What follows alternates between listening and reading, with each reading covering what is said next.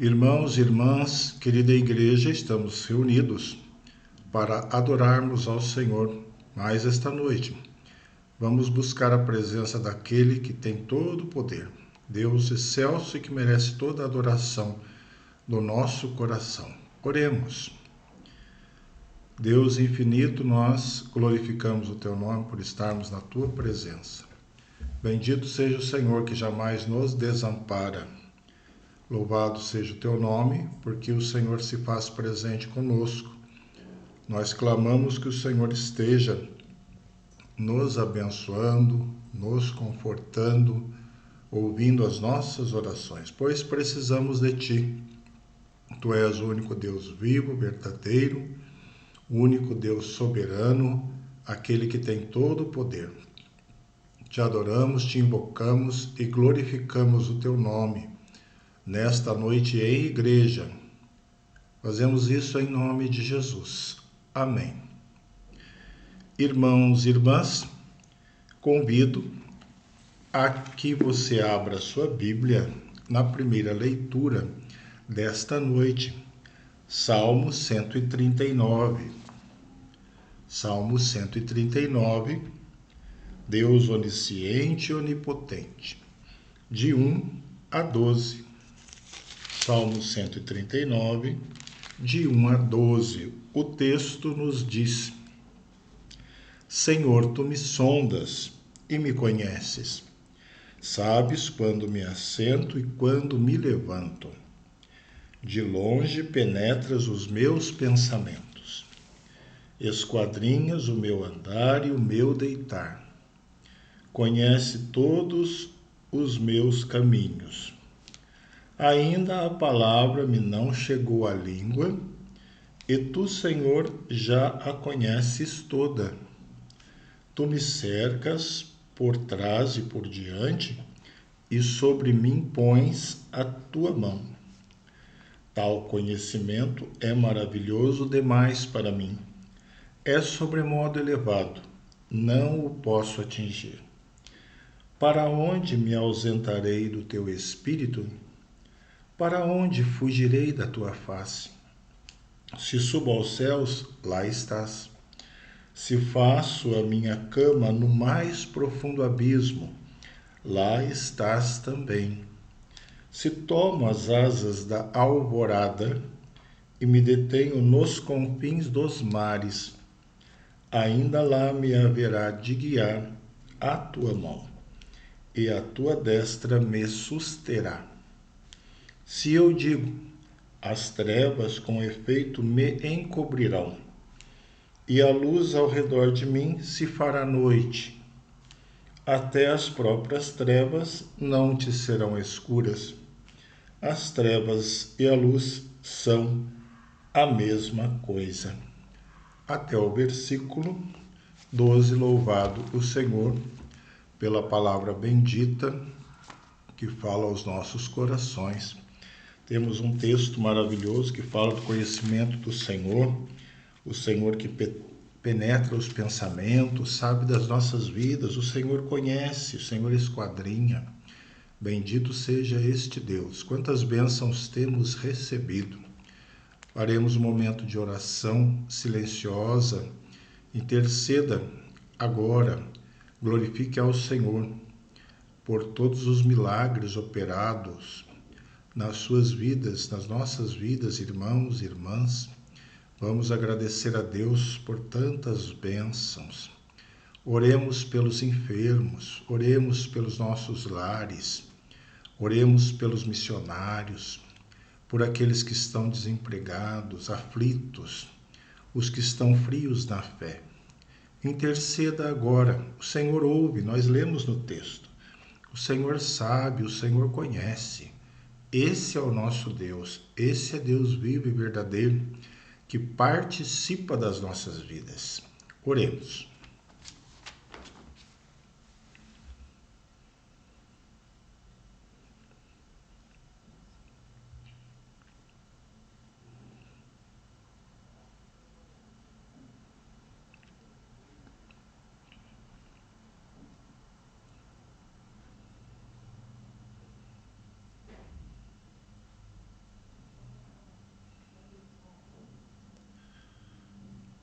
Nós louvamos o teu nome, ó Pai bendito, por esta palavra maravilhosa deste salmo, que nos mostra a grandeza do Senhor em nos conhecer, em saber da realidade, das lutas, das aflições dos nossos irmãos e irmãs da Igreja do Senhor. Louvado o teu nome, porque o Senhor tem agido poderosamente. Quantas bênçãos, quantos milagres! A intervenção do Senhor tem sido maravilhosa no seio da tua igreja, em cada lar, em cada existência. Glorificado seja o Senhor, que não nos tem abandonado, pelo contrário, o Senhor tem sido fiel e o Senhor tem sido Deus de milagres em nossas vidas. Nós te adoramos e te bendizemos nesta noite.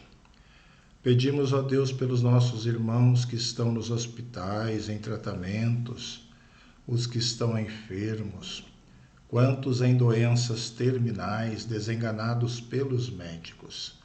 Mas o Senhor é todo-poderoso. O Senhor restaura, o Senhor cura e liberta. Ordena graça sobre os que estão enfermos, acamados, os que estão, ó Deus, aflitos, também angustiados, quantos em depressão, em tristezas profundas, que o Senhor esteja agindo, abençoando, que o Senhor esteja levantando, ó Pai, iluminando vidas e transformando. Aqueles que estão longe dos teus caminhos, quantos jovens, quantas pessoas, irmãos, desviados da fé, toca em seus corações. O Senhor é o que restaura a alma. O Senhor é o que renova a esperança e a fé. Faça a obra maravilhosa nestes corações. Nos ajude cada dia, Senhor, a estarmos mais firmes nos teus caminhos e nas tuas veredas. Olha, Senhor, pelos nossos missionários. Quantos filhos e servos do Senhor neste momento, perseguidos, presos, esteja, ó Deus, libertando, consolando, fortalecendo as vidas dos missionários, missionárias, suas famílias, suas crianças, seus projetos missionários. Estenda a tua graça, estenda a tua luz. Aqueles que lá estão, aqueles que estão se dirigindo ao campo missionário, também aos que estão retornando. Tu és poderoso, ó Pai, tu és grandioso sobre a obra missionária. A igreja do Senhor espalhada neste mundo. Fortalece a tua igreja, dê a tua bênção, a tua graça e a tua luz. E ordena a tua graça sobre cada vida, neste momento, nesta noite. Irmão, irmã, família, na presença do Senhor, atenda às petições, às súplicas, esteja, ó Deus, respondendo às nossas orações. Bendito seja o teu nome, que tu és fiel, tu és bendito. Tu és Deus Todo-Poderoso. Esteja tendo misericórdia dos desempregados, abra portas de trabalho aos teus filhos, aos teus jovens, todos os teus servos e servas que precisam dessa graça do Senhor. Os que precisam de uma restauração, uma renovação. Tu és também o Deus que restitui. Mostra o teu poder, Senhor. E toma nas tuas mãos as adorações, súplicas nesta noite. Nós te adoramos e te glorificamos e pedimos em nome de Jesus. Amém. Igreja do Senhor, é muito bom estarmos juntos. Vamos abrir agora em Marcos capítulo 6. A segunda leitura desta noite, Evangelho de Marcos, capítulo 6, nós vamos ler dos versículos 45 até versículo 53. Marcos 6, de 45 a 53. Jesus anda por sobre o mar. O texto nos diz: logo a seguir, compeliu Jesus os seus discípulos a embarcar e passar adiante para o outro lado, a Betsaida. enquanto ele despedia a multidão. E tendo-os despedido, subiu ao monte para orar. Ao cair da tarde, estava o barco no meio do mar, e ele sozinho em terra. E vendo-os em dificuldade a remar, porque o vento lhes era contrário, por volta da 4ª vigília da noite, veio ter com eles, andando por sobre o mar, e queria tomar-lhes a dianteira. Eles, porém, vendo-o andar sobre o mar, pensaram tratar-se de um fantasma e gritaram, pois todos ficaram aterrados à vista dele. Mas logo lhes falou e disse, tende bom ânimo, sou eu, não temais. E subindo para o barco para estar com eles, e o vento cessou, subiu para o barco para estar com eles. Ficaram entre si atônitos, porque não haviam compreendido o milagre dos pães. Antes o seu coração estava endurecido. Estando já no outro lado, chegaram à terra, em Genezaré, onde aportaram. Até aí, texto da palavra do Senhor. Nós vamos orar mais uma vez, pedindo orientação do Pai. Bendito o teu nome, ó Deus, pela tua santa e bendita palavra. Que o teu Espírito nos ilumine e nos ajude nesta noite no entendimento da mesma. Nós oramos com o perdão dos nossos pecados, em nome de Jesus. Amém. Irmãos e irmãs, um texto conhecido e agora uma breve introdução para uma reflexão nesta noite. O medo da água é chamado hidrofobia. Você pertence ao grupo que morre de medo da água? Alguns têm. Dentro dessa mesma linha, tem um nome tão interessante que nos diz talassofobia. Não sei se você conhecia este termo. Este termo significa fobia específica do mar e do oceano. É um medo terrível do mar e do oceano. Existem fotos do mar, das ondas, que só a imagem já gera um pavor naqueles que têm esta talassofobia. De fato, é real. E isto gera temor. Quem em um certo nível não possui temor das águas? Podemos pensar e nos lembrar de tantos acidentes que já ocorreram em rios, em mares, na nossa infância, na época atual. Quantas tragédias foram contabilizadas na água? Certamente você se lembra de alguns desses casos. A Bíblia, irmãos, é pródiga em eventos envolvendo águas, tanto nos registros do Antigo como do Novo Testamento. Uma breve reflexão nos fará lembrar. Podemos voltar, por exemplo, em Gênesis. No capítulo 1, nós lemos: e o Espírito de Deus pairava por sobre as águas. O Espírito de Deus pairava por sobre as águas. Se nós formos ao Novo Testamento, João Batista, nós vemos que as pessoas eram por ele batizadas no Rio Jordão. Água, no Rio Jordão. Mas voltemos ao texto da meditação nesta noite. O fato lido em Marcos se passou no Mar da Galileia. Na verdade, ele é um extenso lago de água doce, chamado de Mar de Tiberíades ou Lago de Genezaré. O Mar da Galileia, que é assim chamado, é provido sobretudo pelo Rio Jordão. Fica a cerca de 213 metros abaixo do nível do mar. Ele tem 21 quilômetros de comprimento e 13 quilômetros de largura. A sua profundidade é um detalhe interessante. A média varia em 26 metros e a máxima chega por volta de 43 metros. Desse modo, ele é o maior lago de água doce em Israel. E foi exatamente aí que Jesus operou este milagre, um sinal que tem servido para a edificação da igreja. E o tema desta noite, da nossa mensagem, é uma pergunta: quando Jesus anda por sobre o mar? Quando ele anda por sobre o mar? A partir desse texto, para algumas reflexões. Ele anda por sobre o mar quando nos vê nas dificuldades. Sim, irmãos.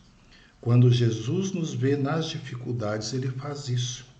Ele desce do monte e vem andando por sobre o mar. Ele estava orando ali e foi ao encontro dos seus filhos. No versículo 48 do texto lido, nós temos: e vendo-os em dificuldade a remar. E vendo-os em dificuldade. Jesus vê as dificuldades. A Bíblia nos ensina que o Senhor vê todas as coisas, grandes eventos, também como pequenas coisas e minúcias, dificuldades enfrentadas pela igreja, por cada um de nós, as batalhas que nos cercam, sérias dificuldades do dia a dia. O versículo diz: porque o vento lhes era contrário. O vento lhes era contrário. As dificuldades são assim, como o vento contrário. Existem alguns detalhes que enriquecem esse estudo. O texto informa que Jesus subiu ao monte para orar, mas os discípulos desceram para o mar. Um distanciamento, um subindo, o outro descendo, que começa a se configurar. O relato de Mateus contribui com a meditação e nos diz: o barco já estava longe, a muitos estádios da terra. João certifica a distância e nos diz: uns 25 a 30 estágios, no relato de João. Estava então o barco ali no meio do mar. Mas, apesar da distância, Jesus viu os seus filhos em dificuldades. Porém, irmãos, mais um aspecto, outro aspecto a ser destacado. Era por volta da 4ª vigília da noite. 4ª vigília seria das 3 da madrugada até a aurora. Podemos inferir que provavelmente estava escuro. Já havia distância considerável, agora também a escuridão. Mas seria a escuridão um empecilho para o Senhor? Será que as trevas impedem o nosso Deus de nos acudir nos apuros? Não, e aqui cabe o texto que lemos no Salmo: até as próprias trevas não te serão escuras. As trevas e a luz são a mesma coisa. Na primeira leitura que fizemos no Salmo 139, que maravilhoso isto! Distância e escuridão não são empecilhos. E quantas vezes esse é o cenário, somando o vento contrário e grandes dificuldades. Quem sabe esta é a sua realidade, a realidade da sua casa, da sua vida. Mas quando Jesus anda por sobre o mar, quando ele vem andar sobre o mar para acudir o seu povo, seus discípulos, as nossas vidas, quando ele nos vê, e ele vê nas dificuldades. Sim, irmãos, quando ele nos vê nas dificuldades, ele vem andando sobre o mar. Mas também Jesus anda por sobre o mar quando ele quer nos socorrer prontamente. E nós vemos isso. Ele desce do monte e vem andando sobre o mar quando quer nos socorrer prontamente. O texto de João diz que o mar começava a empolar-se, e complementa: agitado por vento rijo que soprava. Qual ser humano não precisa de socorro nessa hora, neste momento. Mateus informa que o barco era açoitado pelas ondas. Certamente você já se viu em situação semelhante, numa conjuntura na qual só Deus poderia socorrer.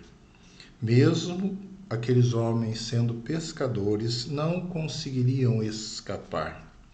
Era uma tempestade súbita, típica daquela região. Ela desce dos montes, atingindo o mar da Galileia, que fica a 213 metros abaixo do nível do mar, nós vimos. Então é um local cercado por montanhas e rochas escarpadas. O vento afunila-se através das colinas que o cercam e o ar frio desce, canalizado, e vai ganhando força. Esta é a realidade. E assim provoca repentinas e violentas tormentas. Mas, como nós vimos lá no monte, Jesus viu a aflição deles. Eles não viram o Mestre, mas Cristo sabia de tudo. Muitas vezes não enxergamos Jesus, mas Ele tudo vê, e Ele nos enxerga. E rapidamente, andando por sobre o mar, Ele chega até nós, como chegou até eles. Eles pensaram tratar-se de um fantasma e gritaram. Mas Ele disse: "Tende bom ânimo, sou eu, não temais." Essa frase tem as marcas comuns das teofanias bíblicas, os vários modos da visível autorrevelação divina. Estes eventos maravilhosos apresentam um padrão, irmãos. E este padrão é pavor humano, identificação divina e palavra de confiança. Quantas vezes isso já ocorreu na Bíblia? Teofanias. Então nós temos nessas situações pavor humano, identificação divina e palavra de confiança. Segundo Mateus, Pedro ficou animado com essa palavra e pediu. E andou por sobre as águas e foi ter com Jesus. Reparando no vento, porém, começou a submergir e gritou: "Salva-me, Senhor." Prontamente, Jesus estendeu a mão e o tomou. Quando Jesus anda por sobre o mar? É a nossa reflexão desta noite. Quando Ele quer nos socorrer prontamente, como nós vemos no texto e no versículo. Mas, irmãos e irmãs, Ele também anda por sobre o mar quando deseja tomar a nossa dianteira. Sim, Ele faz isso quando quer tomar a nossa dianteira. E esse detalhe é citado apenas nesse texto de Marcos, no versículo 48, que nós lemos aí. E queria tomar-lhes a dianteira. E queria tomar-lhes a dianteira. Que desejo maravilhoso de Jesus para com os discípulos e para com todos nós. Essa é a real disposição de um verdadeiro líder. Quem conduz um agrupamento não deve se omitir. Aquele que se desguia não se esconde na retaguarda, mas vai adiante e se apresenta para tomar a dianteira. Esse era o querer e o maior interesse do Senhor Jesus naquele momento e também nas nossas vidas. Essa verdade é confortante para a nossa realidade e as nossas lutas. Nesse ponto, nós podemos meditar um pouco e podemos pensar: quem gosta de tomar a dianteira de um problema? Certamente isso não é comum nos eventos da vida, não é? Geralmente nós nos esquivamos e corremos das crises. Isso acontece na família, na escola, no trabalho. Nós sabemos disso. Cada qual trata de se recolher em sua trincheira, na omissão, buscar um abrigo, seguir apenas com os seus dilemas. Agora, já pensou se Jesus fizesse isso naquele contexto e na nossa vida, diante das dificuldades da igreja? Mas ele não faz assim. Jesus não faz assim. O Senhor não se omitiu ali e também não se omite. Ele é um general que toma uma atitude de estar à dianteira. Sabe, irmãos, a covardia nunca foi uma característica de Jesus. Pelo contrário, um dos seus traços é a coragem, a valentia para enfrentar o pior momento. Quem já ouviu falar de um Deus como este, com este ânimo? A pergunta volta, é o nosso tema desta noite. Quando Jesus anda por sobre o mar? Ele anda por sobre o mar quando deseja tomar a nossa dianteira, como nós vemos aí no versículo 48, e queria tomar-lhes a dianteira. Esse é Jesus. Esse é o Deus a quem você segue, a igreja de Jesus segue. Mas, queridos irmãos e irmãs, o Senhor também anda por sobre o mar quando ele quer garantir a chegada ao destino. Sim, quando ele quer garantir a chegada ao destino, ele anda por sobre o mar. Versículo 53 nos diz: estando já no outro lado, chegaram em Genezaré. Chegaram em Genezaré, uma aldeia à margem ocidental do Mar da Galileia. Era uma planície. Interessante isso, irmãos. Uma planície sobre a qual se situava Cafarnaum. De um mar oscilante, eles chegaram a um terreno plano. Que maravilha! Como é bom quando isso acontece após uma tormenta. Saímos da total instabilidade para o chão nivelado.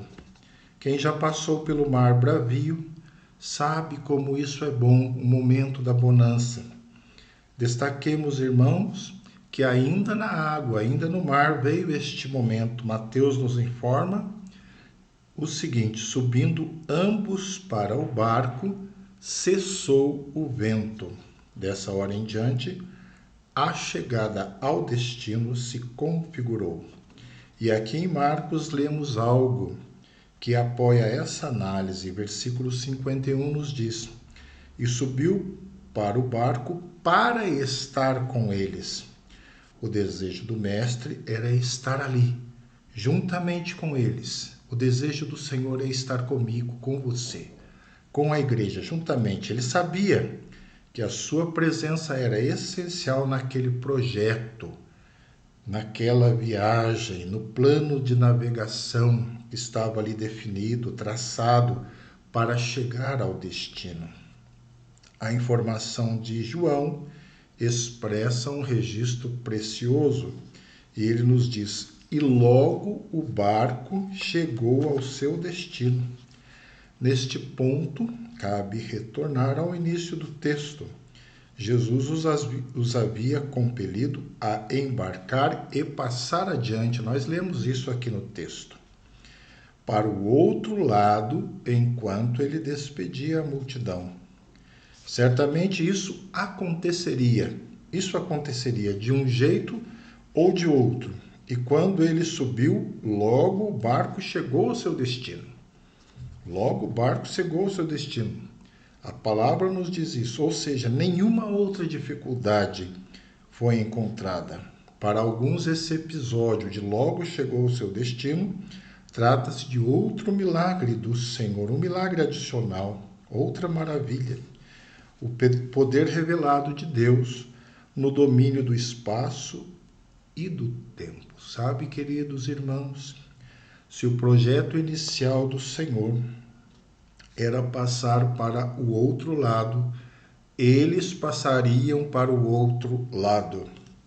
Nada no universo impediria a conclusão deste plano. Maravilhoso isso. Tormentos, mares, principados, potestades. Nada impede o plano do Senhor para a sua igreja, seus discípulos, povo do Senhor, você que me ouve, a minha vida. O Senhor tem um plano traçado e nada impede que isso seja concluído. Quando Jesus anda por sobre o mar, esta é a pergunta da nossa reflexão desta noite. quando ele anda por sobre o mar, quando ele quer garantir a chegada ao destino. Nós louvamos o teu nome pela palavra do Senhor nesta noite e concluindo, querida igreja, nós vimos na introdução a questão do medo das águas. Quem sabe você pertence a esse grupo e eu também. Quem não possui um determinado temor do mar. Mas calma, nós cremos no Deus que anda por sobre o mar. Louvado seja o Senhor. Os antigos viam no mar como o poder, a força do caos, mas ninguém é páreo para Jesus, para o Deus supremo e excelso. Ele está acima de abismos, potestades e principados. E ele anda sobre o mar quando nos vê nas dificuldades, quando quer nos socorrer prontamente, quando deseja tomar a dianteira das nossas vidas e quando quer garantir a chegada ao destino. Que o Senhor nos abençoe. Amém.